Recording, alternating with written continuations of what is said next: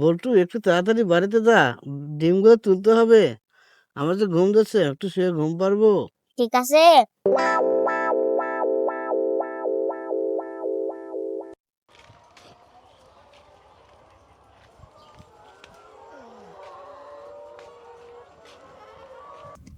দুষ্টু মামা এসে হয়ে গেছে।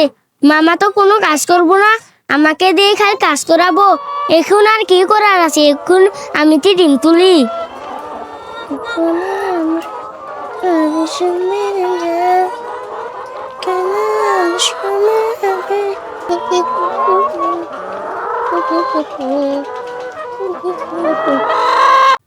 আমি আর কামড় না, মামা এগুলো হইয়া থাকুন।